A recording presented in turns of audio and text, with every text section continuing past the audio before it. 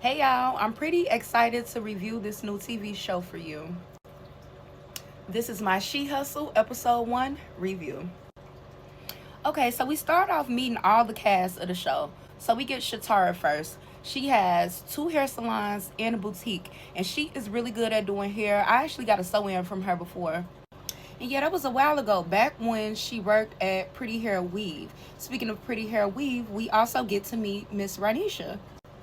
Now, I don't know if y'all girls ever shot Pretty Hair Weave, but that is some of the best hair in the city, hands down. We also get to meet Mona Sky, who pretty much invested in herself, and now she has a lot of businesses. She has her own strip mall, a luxury car service, etc.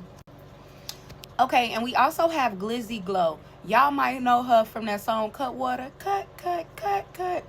But I personally know her from Next Caller. She been rapping for a real long time, and she been popping it for a really long time. And then we meet Day Jones. When I say the definition of a hustler, she is one who was not waiting on opportunities to knock on her front doorstep. She went and found them herself.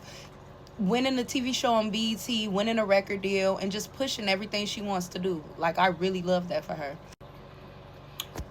Okay, so we get a cutaway with Day and Ford from Black Ink, and they have a little sit down, and she's basically telling him like how she want to put something together for the girls and this and that.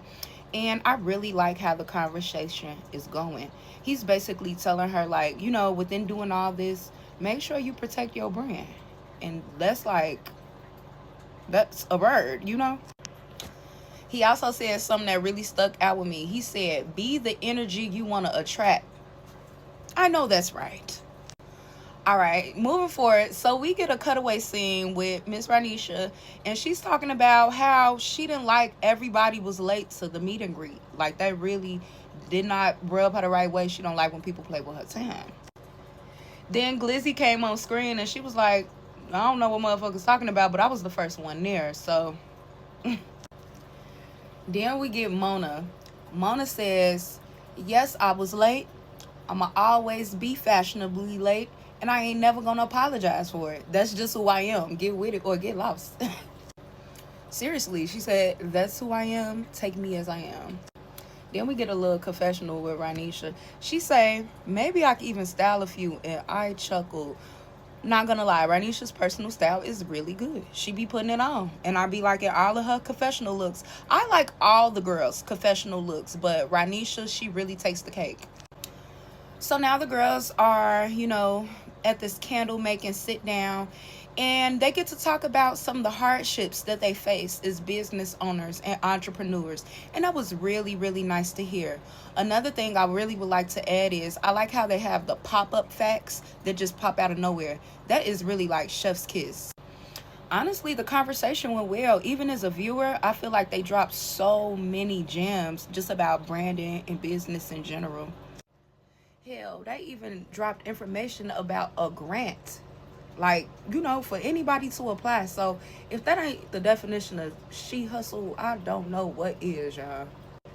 So then we get a cutaway. Some of the other girls telling their stories, their business stories. Mona is bored as hell. She ain't trying to hear it. She just there. Just there. So then we get a confessional from Shatara, and she was saying how she didn't go to the meet and greet, number one, because she don't feel like she ready yet, and number two, she had a lot of clients. But yeah, she mentioned like, and if I was gonna come in that bitch, I was gonna come in there however I was. I don't need designer to like make me look like something. And who y'all think she was talking about? So then she gets to tell a little bit more of her story and some of the celebrities she worked with, including SZA and Bernice Burgos. That girl can smoke a ponytail. Not gonna hold you. So then we get a cutaway with Day talking about some of the artists that she have managed. And then within that confessional, she talks about losing her late baby father. Rest in peace to him. And then they also give him a very nice tribute. Man, prayers, because that takes a lot to get through, and to keep pushing every day business wise, kudos to you. So then we get a little sneak peek into next week's episode, where we actually do see that there is a little tension between Shatara and Ranisha. You can watch this now on the Tronix Network. See you in the next one.